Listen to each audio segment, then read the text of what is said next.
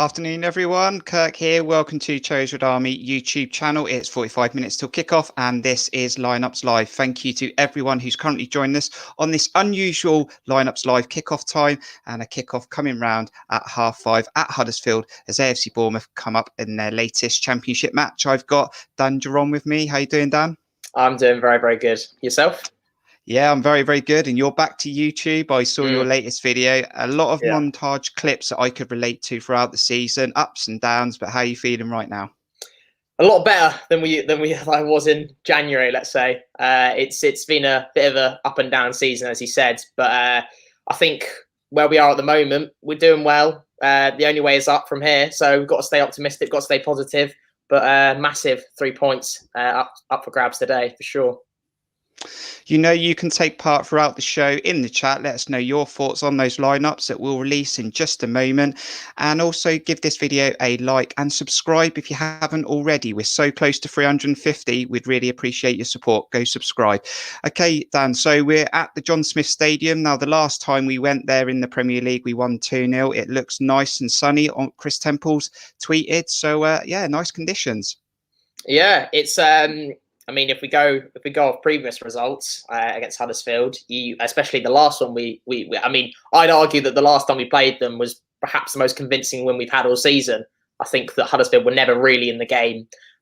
You talked about in the match preview that apparently they had quite a few injuries. The Huddersfield man was saying there was quite a few youngsters in there. So how much of a different team we'll be playing today, we'll see in the video. But yeah, it's we should be winning this. Let's say. I think this is. I know there's no easy game in the Championship, but from previous results against them and how convincing the win was against them earlier in the season, I think that this is a really not an easy 3 points, but 3 points that we've been expected to get. I think. But, yeah. And Jonathan Woodgate said in his press conference, the team is confident. There's no time for complacency with 6 games to go, 5 games to go as well. You know, at the end of the day, he said that they're all smiling, and they were smiling. They're all in it together. They're celebrating together. It's things you love to see, Dan. It really is. And I think that it was maybe noticeable that especially the last games that Tyndall was a part of, it was really noticeable that players didn't even seem that happy when they scored. It seemed like especially when going on that losing run, I think that maybe the team morale wasn't fully there. I think a lot of players' heads weren't really there, and I think Woodgate's come in, and if nothing else, he's improved the morale of the team. He's improved the team spirit. You know, he's stuck with something. He's stuck with the same formation. He's stuck with the same system, and he's gone back to the basics. And I think that players are enjoying playing for Bournemouth again, because I feel like some of the players weren't at some points this season. You could really see that there was obvious problems there on the pitch and maybe off the pitch as well. So yeah, I think Woodgate, you've got to give him credit there for what he's done, and he's got that sort of team morale back, it seems. So let's get into the lineups in just a moment, and we will start with the opposition. But at the weekend, we asked for you to decide when you think the first goal would come. And I think Jamie was the closest with 23. I think he went for 25 seconds, but it was 23 seconds. Who do you think will score the first goal then? For you, currently viewing this lineups live, who do you think will score the first goal? Put that in the chat and we'll have a look and see what you come up with in just a moment. So your first goal scorer, we're going to take a look at the lineups and start with the opposition. That is Huddersfield, and they are lining up as Schofield in goal, Hogg, Bacuna, O'Brien, Holmes, Keogh, Mbenza, Campbell, Sarr, Rowe, Edmonds-Green. On the bench, Pereira, Pippa, Pritchard, Stearman, Aarons, Thomas, Ward, Brown and High. Now, this team, Dan, is winless in 4, really struggled throughout the season, currently sitting in 19th. Their highest goal scorer is Fraser Campbell with 7, but he hasn't scored since February. I mean, they're down there at the bottom, probably not going to get relegated, but they do need to pick up some points. They really do, and I think they've been struggling this season. And as you alluded to, their top goal scorer with 7 goals, haven't scored recently. They've obviously been struggling to have they've been struggling with goals first and foremost, and obviously hadn't had that goal, prolific goal scorer in their team. And there's something that I'm sure you'll bring up later on in the video is the teams in comparison to when they're in the Premier League to 2 seasons on now. which was very interesting to see. But yeah, they've really struggled this season, and I think the quality that when we played against them, you could really they were really bad. Let's be honest, they were really poor. We were good, but they were probably you'd say probably the most convincing performance we've had all season. And yeah, something's gone really, really wrong there. Clearly, I don't know if it's the quality of players, the manager. I don't know an awful lot about Huddersfield. But yeah, it's not worked out from them, and the decline they've had from the Premier League is, it's quite sad to see. And if you're a fan there, it'd be horrible to see the decline, because what was it, 2 years ago they were in the Premier League now? Yep. Yeah, so it shows how much they've dropped down and been struggling. They have had 11 wins this season. They've beaten Swansea. They've beaten Watford in those wins. But how does his manager play this? Because 2 games ago, they got battered 7-0 at Carrow Road against Norwich. They got a 0-0 against Rotherham, which they're probably fancying themselves at home to pick up a result. I mean, our match preview guest, Danny, said that they were trying to sort of build a wall to stop conceding goals after that performance at Norwich. But do they try and have a go tonight, or do they leave themselves exposed with players of our quality that can literally put them to bed early on? Yeah,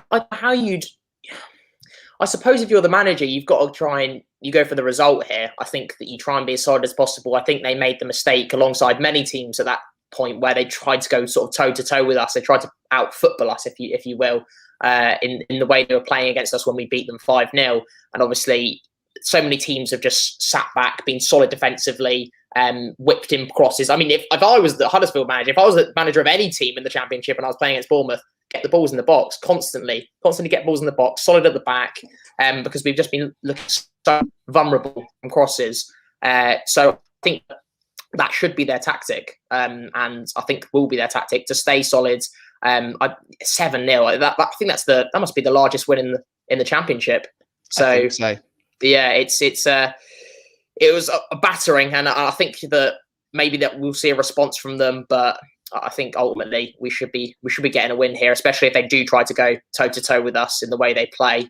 We should be convincingly winning this. But if I was them, balls in the box, make it hard for them, make it physical, I think that would be my advice if I was the manager. We're going to get onto Bournemouth in just a moment, but we'll just bring up that graphic from last night again, just as you mentioned it, Dan. There's 2 teams there. The team that played against AFC Bournemouth nearly 2 years ago in the Premier League. And on the right-hand side is the team that played against Rotherham at the weekend. And there's only Bakuna, one player that played in both of that matches. And that could be the detriment of not getting automatic promotion back to the Premier League. Yeah, it's worrying to see that could be us. I think that there's so many players that could leave if we go. I think there was the obvious players that left when we went down. Obviously Callum, Ake, Ramsdale. Players that we knew that were going to leave the club that were way too good. Our star players. But to be honest, I was surprised we kept Brooks. Dan Juron, I've always said he looked great ever since I saw him in the Premier League. I thought he looked really good. I was really excited to see him. But Dan Juma's gone. Probably Brooks is gone. There's going to be lots of, you could name probably about 8 or 9, maybe even 10 players that could be where Premier League clubs would be interested, or their contracts running out and they might not sign an extension. And it goes to show the magnitude of and the importance of this season for us. If we don't get promoted, this could be us next season. We could have what's to say that we won't lose a load of players. And under Woodgate, I feel like he's come in and he has done what I think Jason tried to overcomplicate things in the team that we had. I think Woodgate's gone right back to the basics. We've got the quality in our team, but what happens when we don't have the quality in our team? If we don't get promoted, that's my worry, is what I'm thinking. We're in form and we're playing well, so let's move into positivity. And before we get that AFC Bournemouth team that's going to take on Huddersfield very, very soon, let's see who you think will score the first goal. So Daniel joining us, how you doing? Pearson he's gone for. It was always going to be Dan Juma. It was going to be an easy pick as well. Dan Juma. Dom, yeah. Who are we gone for here as well? No, I think Sammy was trying to pick Daniel to score the first goal. Dan Juma. Dom, of course. Yes. We'll come on to that in a bit. Dan Juma. Steve Cook hasn't scored a goal yet, Dan. Yeah, can't believe that. He always gets one, doesn't he? Great in the air, usually. Dan gets the headed goal. Lerma likes a goal as well. So lots of Dan Jumas out there, some in there for Pearson, probably deserved the goal at the weekend, and a goal for Lerma as well. Right, Jonathan Woodgate's picked his starting 11 to take on Huddersfield, a game in hand for us because of the FA Cup game against Southampton. Can we beat Huddersfield tonight? Well, this is the team that he's going to go with, and let's take a look right now.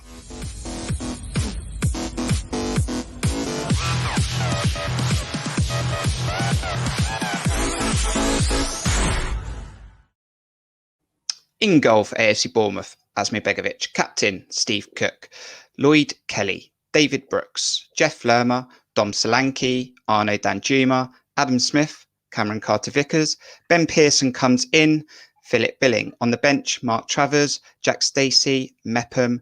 Rico, Wilshere, Stanislas makes a return from illness, Riquelme, Anthony and Surridge. So looking at that team, Jonathan Woodgate said he's going to stick with a formula. He said this a few weeks ago. One change, probably expected. Pearson in for Wilshere, given that little bit of extra defensive cover. Yeah, I think that we've seen over the last few games on our winning streak that he's sort of keeping with the same team, and I think that's a really good thing. Obviously, rotating Pearson and Wilshere. I don't think Wilshere is going to be able to play as consistently as he's still injury prone, as we know, and we still got to protect him because he's one of our top players. And he's great to have off the bench. I think Pearson is a proper championship player, gets stuck in, sits between the defence and the midfield, breaks up, does the ugly stuff, if you will, and does that really well. You know, if we need to, we can bring on Wilshere. He can play in that sort of holding midfield role. But yeah, I think that I'm glad that Woodgate's done this, where he's stuck with the same, relatively a similar team. He's stuck with the same formation. Everyone kind of knows what they're doing in the team. It feels like now partnerships are being built within the team. It's because before it felt like there was different formation every single game. We're playing 5 at the back. We're playing 4 at the back sometimes. We were playing 2 up front. We were playing wide men. It was constantly chopping and changing, and we were constantly chopping and changing who we are playing. And so I think now that obviously we're going to have to leave some talent on the bench. It's inevitable, but having those players to bring off the bench as like impact subs, I think is a luxury at the end of the day, and we have those luxury players. So I think that it's really good that we've stuck with the same squad. And you'd argue that no one really has deserved to lose their space. I'd say I think everyone has been pretty good during this winning run. So you don't look at anyone there and think, "Ooh, I'm surprised they kept their space." So yeah, I'm happy with that lineup. Dan Juma's on a mission, 6 goals in 6 games, missed out on the Player of the Month for the Championship, and he seems a bit upset with that, so he's going for April instead. David Brooks, we challenged him on the last Lineups Live to turn up and be the player we know he can be. Got an assist and a goal at the weekend. That's the first time he's contributed in one of those statistical points of view since December. Was it good to see a good performance from David Brooks? Wasn't it just having a great performance from David Brooks has been something we've been crying out for so long. We know it's been so frustrating because we know the talent he has. He has the ability to be deadly against any team. He should be one of our star players, and you'd argue that technically he is one of our star players. But he hasn't been playing like that previously in the season. It's been the most frustrating thing. Alongside many of the other players in our team, it felt like we couldn't make simple passes, and I think that his confidence was lacking severely. I think that was a big reason. And yeah, it was great to see him. Like, obviously, I don't think he was right back to where he can be, but an improvement, and to get a goal and to get an assist, massive for him and his confidence. So I'm hoping he can push on from that. The Billing derby. It's great to see Billing having such an influence on the team. Has he got anything to prove tonight against Huddersfield?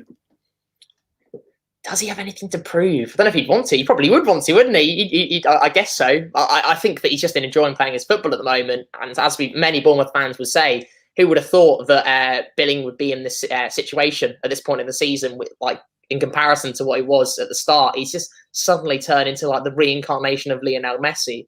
The Bournemouth version is crazy. It's the way he's sort of playing in that pocket of space, and we knew he had talent. It was just so frustrating, and he sort of looked a bit leggy, lazy before, but he seemed to have found his role, and I think that is his role. Not sure if he can really play anywhere else, if I'm honest. I know some people disagree. Some people think he can play other positions, but I think that is his role. That's where he's the most effective. Holding midfielder, even a box to box. I don't think he's that player at all. And we found that because we were asking including myself, I was asking, what is Billing as a midfielder before? What is he? Is he an attacking midfielder, a holding midfielder, box to box? What is he actually doing? What is he contributing? And now he's found his role and he's really flourishing in it. And he's rewarded the manager for putting him there. Even Steve might be happy with his performances. Let's just say that. He's his biggest fan nowadays. Yeah, is he? Really? He's got a picture on the wall and everything. Can we be overconfident in this game? I mean, we beat Coventry comfortably in the end. We beat Huddersfield 5-0, but are they going to want to put up an extra showing and prove that result back in December was a one-off? Yeah, I mean, we, as I said before, we smashed them in that game. We absolutely dismantled them, and another big defeat against Norwich. They just leaking goals, and they're struggling to score. This should be the perfect game. This should be the perfect game for us right now. We're going. This is what to go 5 points clear of Reading, a game in hand against a team that we convincingly beat last time. Of course, they'll have something to prove. I'm sure the manager will say, we're massive underdogs here. What have we got to lose? We got destroyed last time, and let's go out and show them what we've got, kind of thing. But I just think ultimately we're going to have too much quality for them, and I don't see what they can do other than maybe consistently whip balls in the box, be physical. Even that, I think we're playing much better now and so much more organised. That the defensive partnership of Cook and Cameron Carter-Vickers, I think, has been really, really good. We've stuck with the defensive four, so they're getting used to each other now. And I don't see, I don't see any way that we don't win this game, if I'm honest. So it's you've started something now with the Messi. I think Heather wouldn't agree with that. And Messi has pictures of Billing on his wall. Exactly. Right, there is one more thing we've got to talk about. Kickoff's coming round soon. What we got? 28 minutes till kickoff. There is something else we've got to talk about, and that's Dom Solanke. Got the goal, snatched it off Ben Pearson in the changing rooms. Ben Pearson, I believe, wasn't that happy about it. Dom Solanke hasn't scored 2 consecutive goals in a row since the 18th of October 2015. And let me just be clear with that so no one comes in. That's club games, not international under-21s or anything like that. Now, also, I put a tweet out there earlier, Dan, and I put this out there, and I've challenged Dom to live the dream and get his second goal in 2 games. And some people said it's a good return, 13 goals this season without penalties. And I used to be an attacking player, and I like strikers to take penalties. So I also challenge why Don isn't taking penalties. However, I can appreciate that Stan's a very good penalty taker. However, I have a question for you, Dan. Okay. When he did score 2 consecutive games in a row back at Vitesse on the 18th of October 2015 was the second game. How did he score it? Are you asking me to predict? I have no idea. He scored from the penalty spot. Oh, did he? Oh, wow. And with Stanislas on the bench, does Dom break this stat and let me go away and live my life? Yes, it needs to happen. If Stan's not on the pitch, he wanted to take one, didn't he? In one of the games, he wanted to take it off Stan. So he clearly wants to take penalties. He's not shy of it. But we haven't had any penalties. When was the last time we had a penalty where Stan wasn't on the pitch? I can't remember. Has it even happened? Has anyone else taken a penalty for us? Well, wouldn't Dan Juron won it? Because he's taking corners off Stanislas now. True. That he would, but I'm desperate for Dom. But now you said that. Now that it's like in the last game, it came off Dom. It didn't come off Dom. He's scoring in this game, but because it's come off Dom and he's got given the goal, he's not going to score now. But it is a half decent return. Admittedly, you've still said this. I would hope you'd prove me wrong that he isn't that in the Championship. Isn't that 20 goal a season striker? But he's more than that. And without penalties, you'd argue that's a pretty decent return. He's got and his confidence has developed so much. You compare that to the Dom we signed when we were playing in the Premier League. It's worlds apart, and it's so good to see. And what's to say that he can't be that kind of striker in the future? So, and I'm a big fan of Dom out there watching this right now. I love Dom, but if it ends up at 20 goals come that 46 games, it's 19. But this is your opportunity to put your prediction in the chat. You can twist or you can stick with what you went with last night if you watched the match preview. So let's have your score predictions as we lead up to kickoff in what you think the score will be. And as we do that, Dan, let's just have a quick look at that table again and see what happens in about 2 hours' time if we win this football match. We're currently sitting in 6th. And if we win tonight with that goal difference, it'll put us into 5th. Yeah, wouldn't that just be lovely? Oh, it's just in weird. Like, you look at the table and you think Swansea and Brentford have been poor. You know, they haven't. Neither team have won a game. Well, no, sorry, they won their last 2 games, but before that, you know, they couldn't win a game of football. And I thought Swansea and Brentford, they're massively out of sight. I didn't even think that was, you know, that was an option to catch them. But you look at it, one result, you know, Swansea lose or Brentford lose, and we're like 1 or 2 points behind them as well. So it's going to be. I couldn't actually predict who is going to drop out. I'd probably agree with you, Reading, but equally it could be anyone in that from 3 to 6 that could drop out. I really do think that. I think that it's pretty much Watford and Norwich are up at this point, I'd say. Yeah, I think that's the 4 for me in the playoffs. Would you agree with that at this stage? Oh, yeah. Sorry, 4 teams.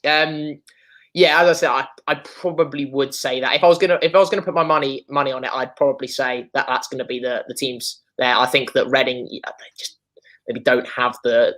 It's weird because they really outplayed us when we played them, but they've been struggling, and yeah, I think that you see the miss that they had. I can't remember who it was. Yes, Lucas Zhao, was it? Is it Watford? Is that his name? Oh no, it wasn't at Watford. It was at Barnsley. Yes, yeah. Was it Lucas Zhao? Was that? I think no. Yeah. I think it was terrible. I think it was fantastic. A couple more games going on this evening as well. Catch-up games to get everyone back onto the amount of games that every team in the league should be on. So there's the other ones below, and we get the score predictions now in the chat from you. Thank you for joining us, getting ready for this game. How you doing, Cameron? 2-0. How you doing, Mark? 2-1. Chris, enjoy the game. 4-0. Mark, thanks for joining us as well. 2-0, 2-1 from Dan. 2-0. We went 1-1. No. Oh, Aaron, 1-1. We don't any of that here. Sammy, clean sheet, 2-0. Steve, 3-0. AFC Bournemouth, Germany, 4-0. And we've got Liam down here as well at 3-1. Lots of clean sheets in there, Dan. I mean, I'm going for a 2-0, another clean sheet. This is the 3rd prediction I've predicted a clean sheet. I mean, if you look back at all the times I've been on back of the net and here, I always say that we don't keep clean sheets. But a 2-0, I mean, how are you feeling? Yeah, I think I'm going to go for a 3-0. I think I'm going to go for a 3-0. I'm a clean sheet as well. It's weird to say that. But our defence has improved massively under Woodgate. I'll give him credit. I think he has really sorted out us defensively for at the back. And as much as I do feel for Mepham, he was just full of mistakes. He was full of mistakes, and I don't know if the mistakes were like you could say, the mistakes might be increasing because of the system we're playing, but that didn't excuse. They were just basic mistakes, really, weren't they? Like simple passes. And I do feel bad for him because I think he's got talent. He's still a young lad, isn't he? What, 21 Mepham is, or 22 or something like that. But yeah, our defence is really solid at the moment. Huddersfield have been struggling to score goals. It says it should be a clean sheet. So I'm going to go 3-0. I'm going to go for we're going to go for the Dom Solanke penalty. We're going to go for a Dan Juron goal, and we're going to go for a Steve Cook header in the 80th minute to finish it off. Is what I'm going to go for. That is a solid back 4, and I think that'll be our back 4 between now and the end of the season, barring injuries. Yeah. So thank you for everyone for joining us. We hope you enjoy the game. We do have a match review after the game. It won't be live, but it will come out about an hour after the full-time whistle, and hopefully a win. Check out Dan Juron's channel as well if you haven't subscribed to that for some really good Bournemouth reactions to in and out the season and from here on in as well, Dan. Yeah, no, I appreciate that. Yeah, consistently uploading-ish, I guess. Right. Grab yourself a drink. I don't know if it's dinner time as well or a snack, but yeah, we're going to be playing Huddersfield in a must-win result to give us a bit of space before we head off to Norwich. It's all about the 5s this evening. 5 matches we can win in a row. 5 points we can put between us and 7th. Take 5th place. Give Huddersfield their 5th winless game in a row. And maybe we can score 5 goals as well. And actually, high five to you guys for joining us for this early lineups live. So everyone, enjoy the game. Let's get the win. Let's have a positive performance. We'll see you on the next video. From me and Dan, up the Cherries.